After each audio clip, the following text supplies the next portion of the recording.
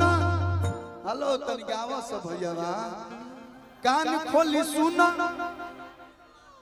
कान खोली सुना बोल बोल बोल बोल बोल दे मत पावर आ जाए बोल रे जैसे बोल वैसे एक बार बोल ना तो मन रह जाए कान खोली सुन लव यू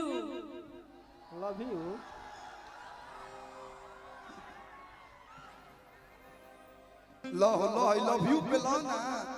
दू कट्ठा रेवती में लिख दिखा रहे ही लव यू पर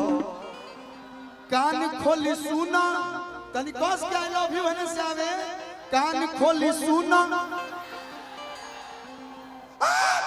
दे बात देखो आई लव यू के पावर सत्या भाई ज्यादा खुश पड़े मैं यूट्यूबर में 200 बार तो कोनो दिक्कत नहीं खे कान खोली सुना हेने के लइका समझदार बड़े सो कौना स्कूल में पढ़ले बड़ा लो यही में आज भर माफ बा न तो मास्टरों साहब देखो तरे एबरा आई लव यू बोला लो काला ये की होखे लगी त कहे के बा कि कान खोली सुन आई लव यू कान खोली सुन आई लव यू ए में भाग रुको मिलता है माल बंद कर दो नाल लेकिन यही में भाव लागल कि कश्मीर के फ्रूट लागलू कि कश्मीर के फ्रूट लागलू भैया आ काला सूट में क्यूट लागलू कश्मीर के फ्रूट लागलू काला सूट में क्यूट लागलू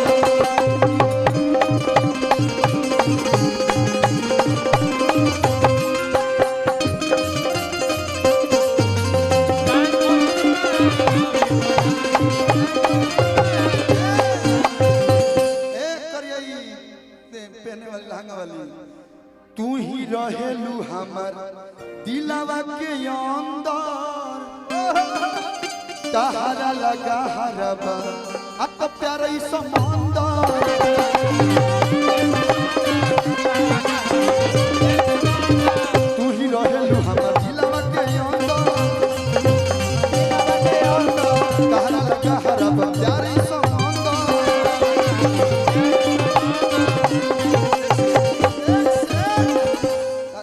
हम गाना गावल बने कि सेल्फी पॉइंट है हम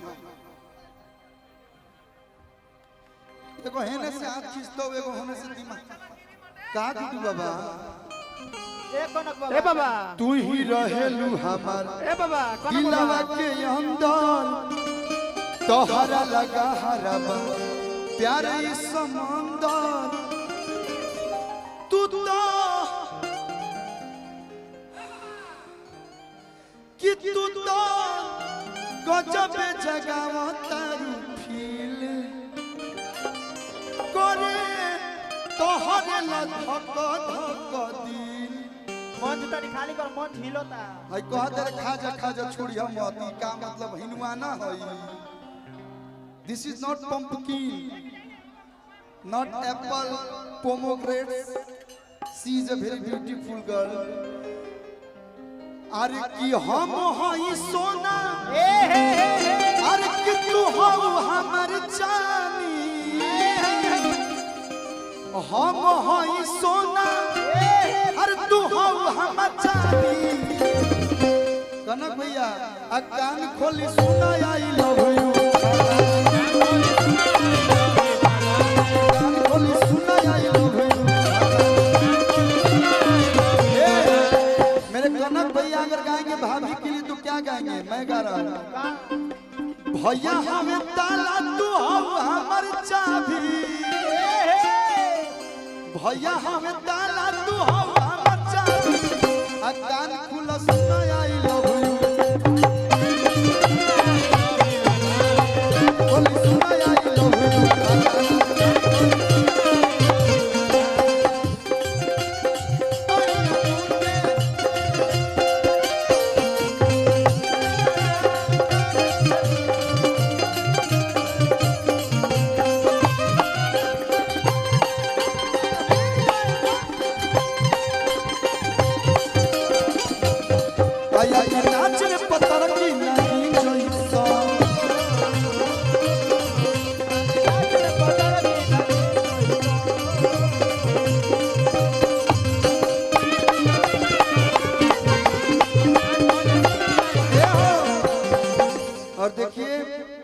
अगर कनक भैया बुलाए हैं हम सभी को, आपको, हमको, जब ये दोनों लोग बाल का डांस हो खबे करी 2-4 गो ना हो भैया, लेकिन 2-4 गो डांस होई कब तनी 2-4 गो और गा लेबे तो तब एक बाद निशा उपाध्याय जी आएंगी इसके बाद। लेकिन भैया थोड़ा सा एगो आज हमार गाना रिलीज भइल बा 10 दुनी के का होला, देखिए हीरा भैया 10 दुनी के और प्यार में पहले का होला। वाह वाह की गोरी 10 दुनी के 20 होला, हमनी हो रही गोरी 10 दुनी के 20 होला, हाय प्यार में पहले किस होला।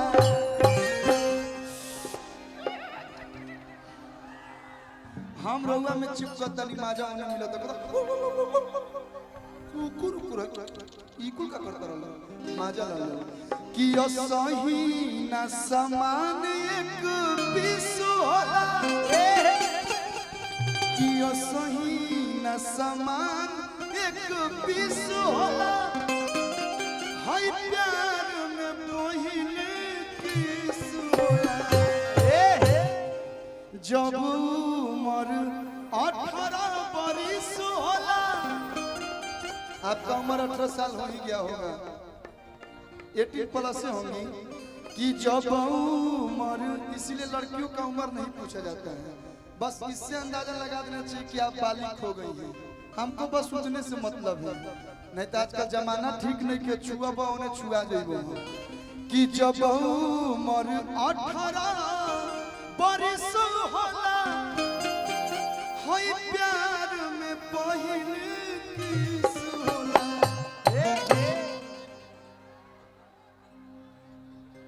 छू के बताए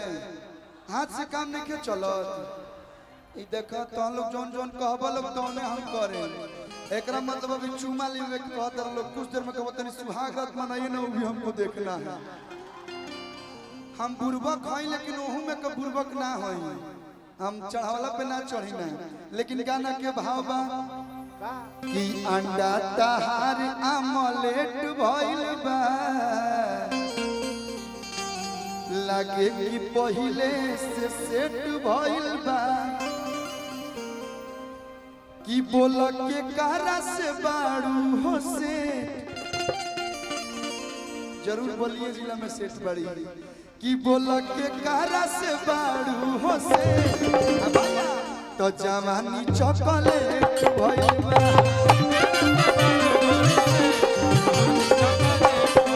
तो बोल के कहरा से बाड़ू हो से, जवानी चॉकलेट भइल बा,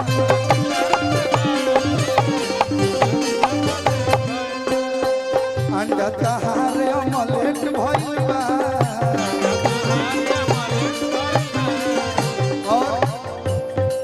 बहुत सारा प्यार एमन से स्वागत अभिनंदन। और सुने में आई है कि यही गांव के बहुत ही हमने के भोजपुरी इंडस्ट्री के बहुत ही अच्छा सिंगर हैं कमलेश देहाती जी, शायद आप लोग के ही गांव के बानी, तो वहाँ के भी स्वागत। देखिए कलाकार हैं, कलाकार के नाते एक फर्ज बनता है, हम चाहते नहीं बुला के वहाँ के जब बैठा देता अच्छा लगे, हम चाहते नहीं कमलेश जी आप भी आ जाए। देखिए कनक भैया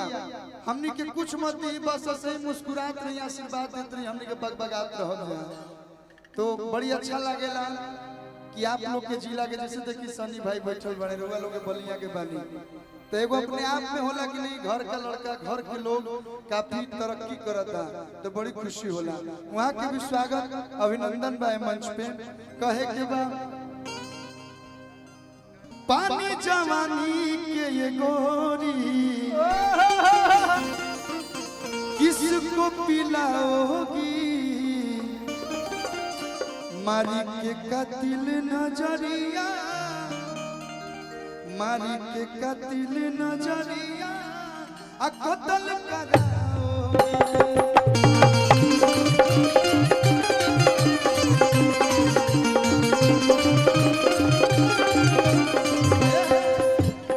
पानी जवानी के ये गोरी, भैया के स्वागत।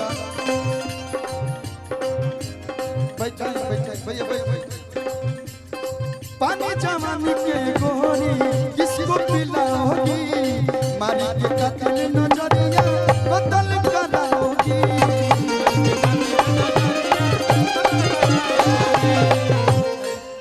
कि सिस्टम तार अपडेट भइल बा वाकई जैसे जियो के इंटरनेट भइल बा कि लागे बलिया में बाड़ू तुसे हो लागे रेवती में बाड़ू तुसे तो जवानी चॉकलेट बलिया में धनिया जवानी चॉकलेट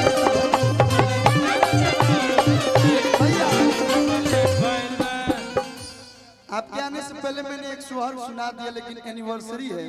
भाभी जी है ना यहीं पे तो इधर आइए एक लाइन भाभी जी और भैया के लिए मैं सुना दूं एगो सूरज औरी एगो रूप चांद के आप लोग का लव मैरिज है कि अरेंज मैरिज है लव मैरिज है कि अरेंज मैरिज है लव विद अरेंज ना भाभी को देख के लग गया कि लव में ऐसा मिलती है एगो सूरज औरी एगो रूप चांद के जोड़िया लगेला जैसे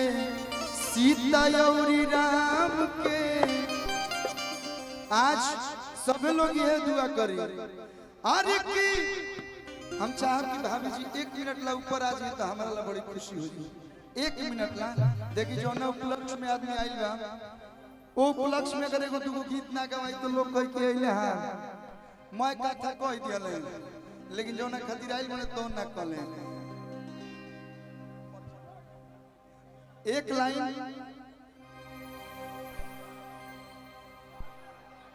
लेकिन थोड़ा सा मंच के खाली आप लोग कर दे लोग तो और अच्छा लगे दुआ बा हमारे आज अरे किए शुभ दिन पर आइए देखिए देवर आपके बहुत होंगे लेकिन मेरे जैसा देवर नहीं देखी होंगे दुआ बा हमारे आज अरे किए शुभ दिन पर तो नजरिया जानी लागोरा नजरिया जानी लागोरा दुल्हा दुल्ही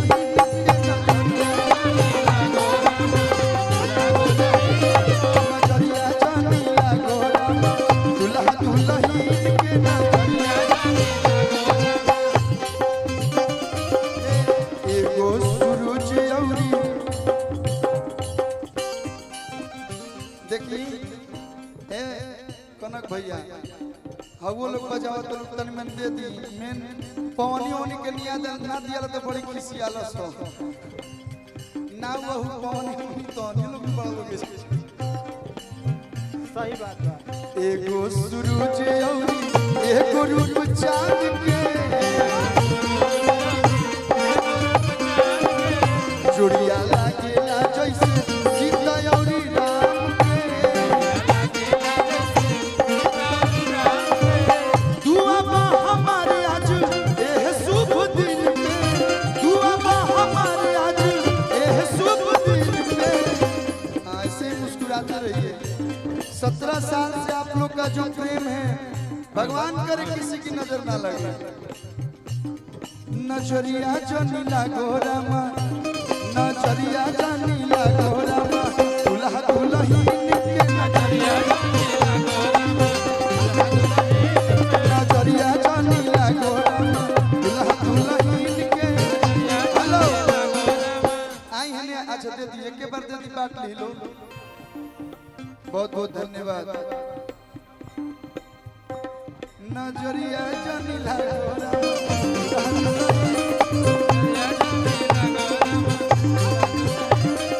भैया कनक भैया के छोटे भाई उत्तराधिकारी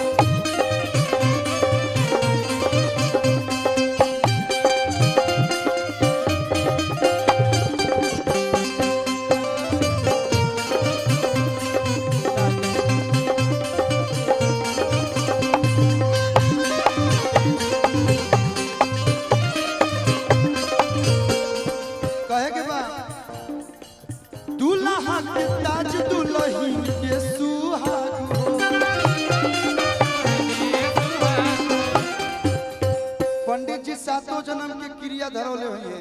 सातों रे जन्म जोड़ी रहे आबाद हो। और बबुआ के जनेऊ कहनी हाथ तो बोलैले बानी बियाह होई तो बोलाए बबुआ के बियाहवा में बबुआ के बियाहवा में अरे कलुआ याद फेर से त नजरिया जानी लागोरा नजरिया जानी लागोरा दुल्हा दुल्हन के नजरिया जानी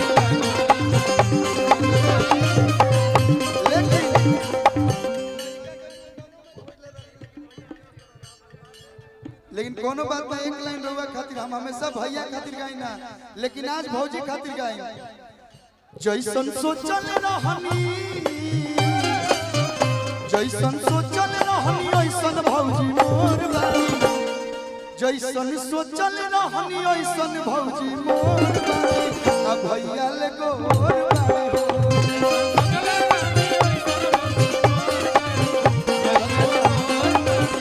जैसन सोचल रहनी ऐसन भौजी मोर बारी।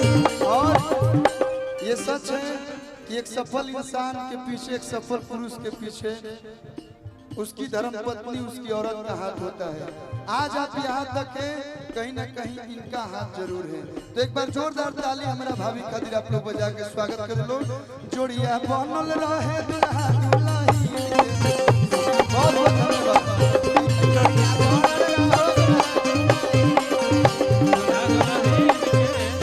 जोड़िया बनल रहो दुल्हा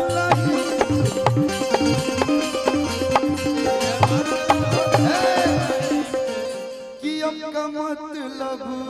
बटेरवाई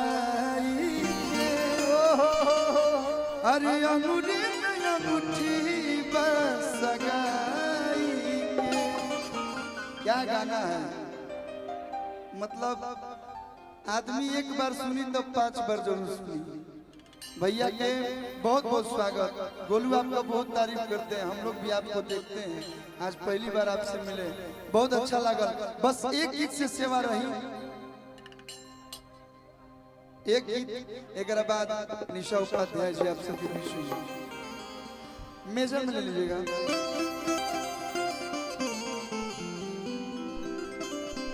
कि चढ़ी जाता ना सबेसी हो चढ़ी जाता